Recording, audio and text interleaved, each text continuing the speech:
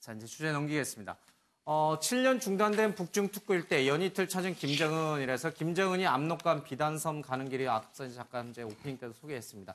좀 오래된 승용차를 이용하면서 친숙한 이미지를 아마 연출하려고 했다라고 하고 있습니다. 김정은이 찾아간 곳은 황금편과 위화도 특구가 포함된 곳입니다. 북중 합작의 상징인 곳이죠. 단계적 비핵화에 대한 미국의 단계적 보상을 미국에 촉구하는 측면이 있다라는 얘기도 있고요. 다음 사진 보겠습니다. 김정은에게 돌아온 2인자 황병설에서 황병서가 이번 방문에 같이 좀 동행을 한 것이 눈에 띄고요. 그리고 김정은 위원장이 신의주에 있는 화장품 공장을 시찰하는 모습도 좀 보입니다. 최경수 의원님, 북중 경제협력 지역을 특별히 이틀 동안 시찰을 하고요. 그리고 이 비누 공장을 찾아간 김정은의 속내. 자, 지금 미국 한쪽에서는 워싱턴 포스트에서 보도를 했습니다마는 북한이 비핵화하는 척하면서 미국을 또 기만하려 한다라는 취지의 얘기들이 나오고 있거든요. 이런 상황에서 김정은 위원장은 경제 관련된 시찰을 계속 다녀요. 어떤 연관성과 어떤 생각이 있는 걸까요? 일단 김정은 위원장은 자기가 취임했을 때부터 그리고 예. 올해 신년사부터 일관되게 핵 개발을 이제 완성을 했기 때문에 예. 앞으로 주민들을 잘 살게 해주겠다. 예. 이것이 자신의 어떤 약속이고 그렇다면은 지금 주민들이 뭔가 예. 좀 피부로 느끼게 해주는 예. 잘 살게 내가 움직이고 있다. 이런 걸 보여줘야 되는데 사실 미국은 또 바보가 아니지 않습니까? 예. 아니 핵 포기를 안 하는데 경제 제재를 갖다가 해제해 줄 리가 없죠. 그렇다면은 미국도 계속 그 경제 제재를 해제하지 않고 예. 지금 북한이 약속을 이행하는지 보고 있는 거고 예. 그 와중에서 김정은 위원장이 할 수 있는 것은 내가 지금 미국이 경제 제재를 해제 안 했기 때문에 예. 뭐 당장 그 가시적인 것은 못하지만 내가 이런 의지를 가지고 있다. 예. 그리고 북한이 가장 먼저 했던 게 예.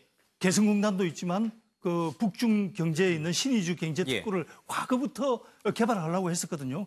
그런 데 대한 내 의지가 아직도 정말 있다. 이런 걸 과시하고 싶었던 걸로 보여집니다. 예. 지금 워싱턴 포스트가 보도한 그 맥락은 어떻게 보세요? 폼페이오 장관이 그런 얘기도 했다고 하는데 북한의 비핵화 속도가 그렇게 막 예상만큼 빠르지 않다라고 하는 불만들이 계속 미국 정가 내에서 나오고 있어요. 일단 제가 볼 때는 과도기 같고요. 예를 들면 속도의 문제에 대해서는 서로가 다 다른 거죠. 속도를 바라보는 과정 자체가. 근데 이번 주에 이제 폼페이오가 간다는 거 아닙니까? 그리고 이미 일단 실무적인 차원에서 접촉이 있었다는 얘기인 거고요. 제가 볼 때 그렇다면 적어도 일정한 실무 접촉이 있었다고 얘기하는 건 접점이 만들어졌다라고 생각이 드는 거고요. 이번 주에 가게 되면 일정한 어느 정도 성과들이 나오겠죠. 일단 뭐 볼튼 같은 경우가 이미 압박을 했죠. 일정하게 뭐 좀 일정한 반출이 있어야 되지 않냐라고 하는 다양한 방식의 압력을 넣고 북한은 예를 들면 거기에 대해서 어떤 형태의 반응을 할 건지 오늘 상황을 봐야 되지만 제가 볼 때 이 징후는 왜 아까 말씀하셨던 게 왜 중요하냐면 일단 제3차 북중 정상회담에 가서 북한이 주로 했던 건 예를 들면 경제협력에 대한 부분이었고요. 그다음에 이번에 간 것도 마찬가지로 특구인데 그 김정은 위원장은 2012년 취임하면서부터 인민의 생활 향상을 가장 중요한 자기의 모토로 걸었습니다. 그리고 나서 6.28 조치를 통해서 상당히 분권 조치를 취했고요.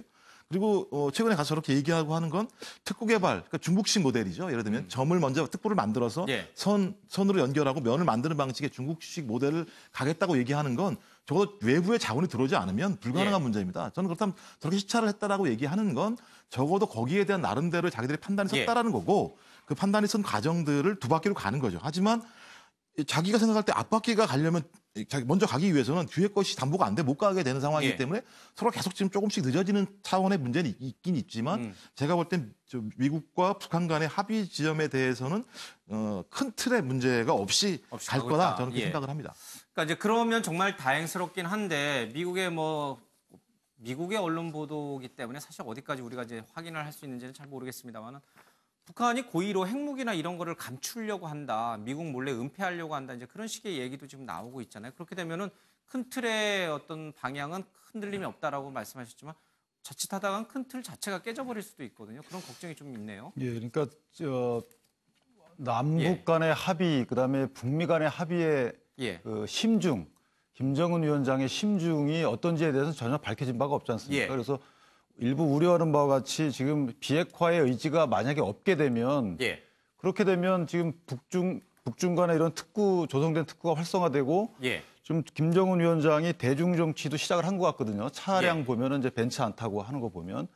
그럼 이 비핵화 연착륙에 대해서 본인이 자신감이 있어 보이는 것이고 또 미국 같은 경우에 중간 선거가 좀 껴있단 말이죠. 그래서 여건이나 아니면 그 대내 민심이나 대중국 관계 또 그 남북 관계 이런 모든 면을 봤을 때는 북한이 과연 핵을 포기할 의지가 있는지에 대해서 회의적이다 이런 생각이 들고요. 그래서 지금이라도 우리 정부 입장에서는 우리가 원하는 목적을 그러니까 북한이나 아니면 미국이나 일본이나 중국에 분명히 정해서 알려줘야 된다. 이렇게 가자라고 해야 되는데 지금 그런지에 대해서는 좀 의구심이 들어서 좀 걱정이 됩니다.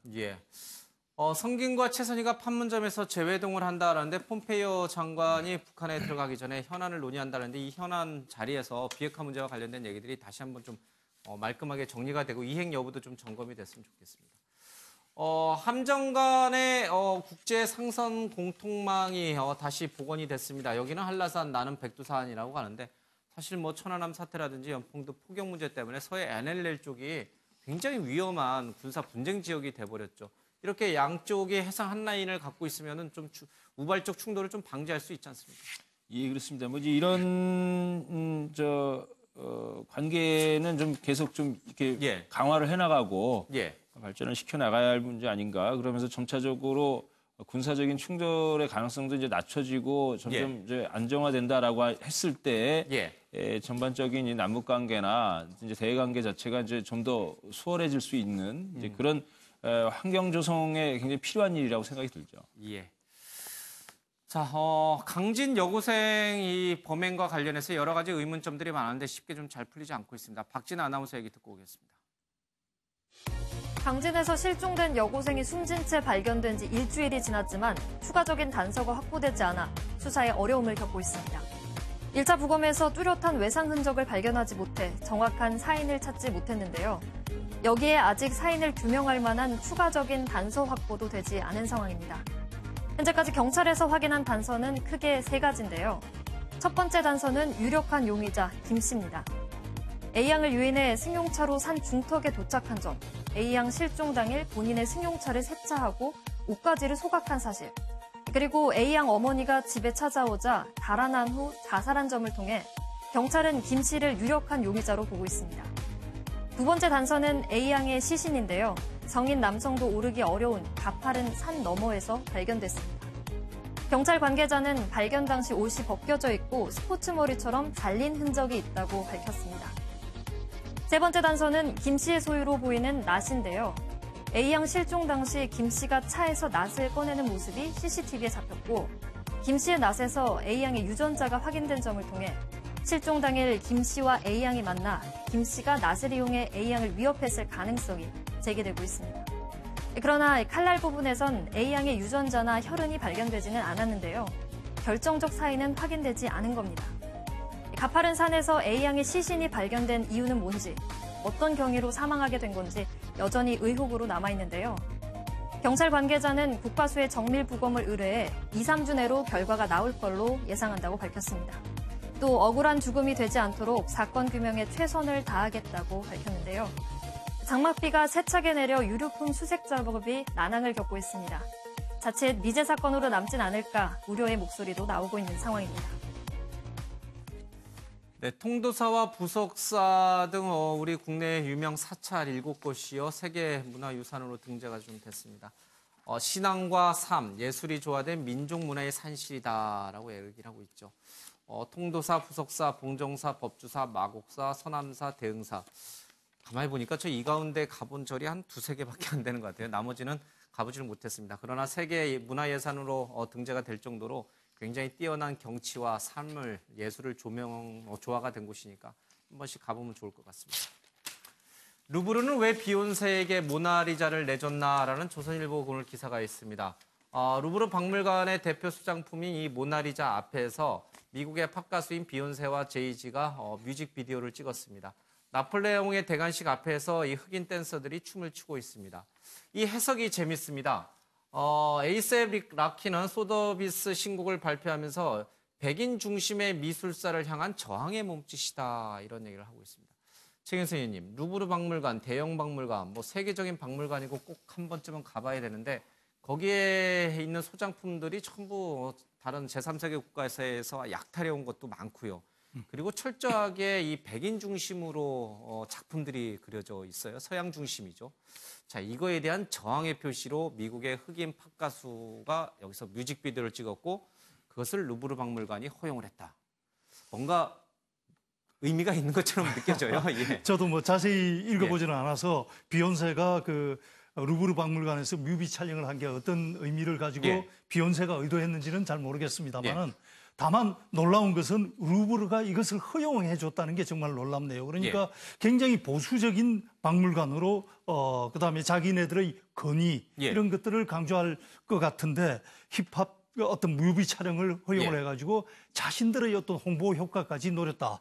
이런 것들을 본다면 굉장히 어떤 홍보에 대해서 전향적인 자세가 있지 않나 싶고 아까 우리 앵커께서도 말씀하셨지만은 우리가 그 산사 7곳이 세계 유산이 됐는데 저도 깜짝 놀란 것이 딱 보니까 이 중에서 절반 정도는 못 가본 데란 말이죠.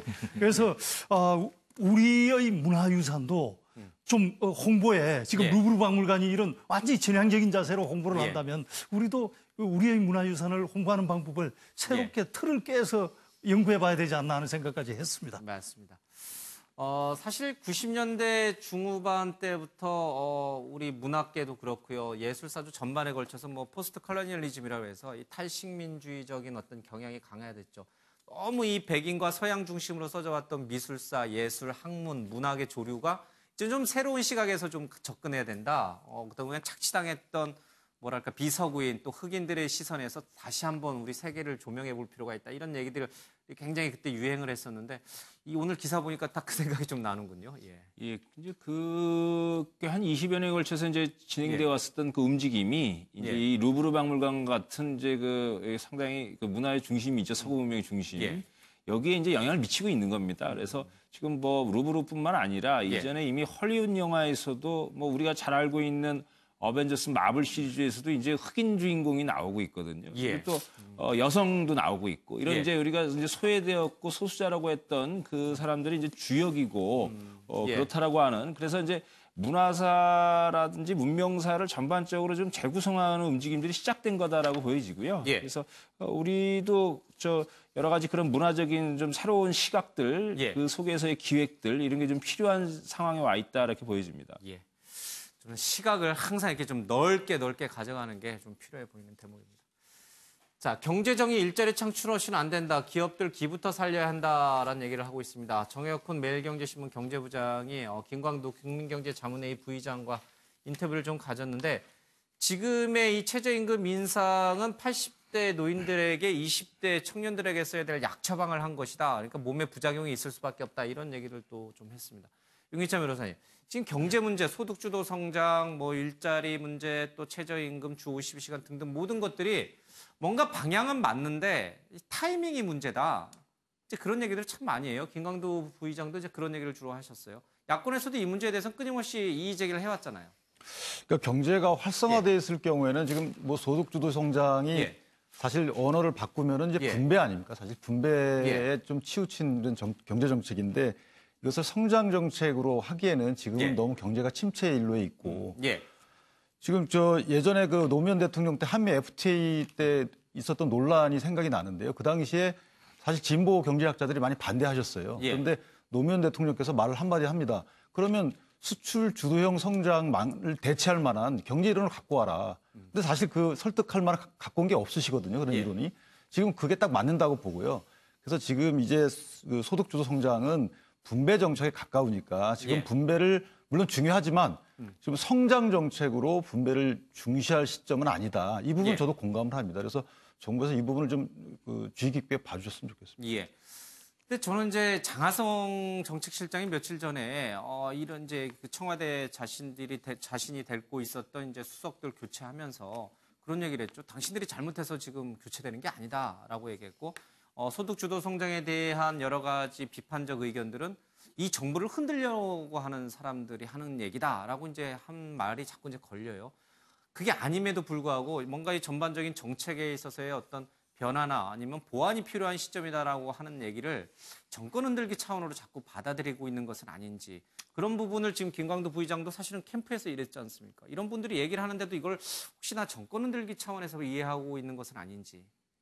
경제는 철저히 실용주의적이고 실정주의적으로 움직여야 되는데 그동안 이제 그 제야 경제학자분들이 기존의 그 어떤 대기업 중심의 정책을 비난을 하고 비판을 하다가 자기 생각이 너무 굳어져 버린 것 같아요. 그래가지고 어떤 분배 중심적으로 성급히 가야 되는 그런 어떤 제야에 있을 때의 생각이 굳어져 가지고 계속 그러는데 지금 저는 경제 지표 중에서 소비 투자 정말 안 좋습니다. 지표가 굉장히 급격하게 악화되고 있는데 그거보다 더 주시해야 될 것이 기업인들의 경기 전망이 17개월 만에 가장 안 좋을 정도로 지금 곤두박질 쳐 있거든요. 그게 뭘 말하느냐 하면 기업인들이 지금 투자를 할 의욕을 잃어버리고 있다는 거거든요. 지금 일자리를 만드는 거는 정부가 아니라 기업입니다. 기업이 적극적으로 투자를 해가지고 뭔가 해보자 해서 일자리를 만들고 생산을 해야 되는데 그 기업인들이 의욕을 잃어버리고 있다면은 그 사람들을 만나서 그 원인이 무엇인지 정부에서 물어봐야 됩니다. 그런데 어떻게 된 게 정부에서 노동계는 많이 만나는데 기업인들은 잘 안 만나요.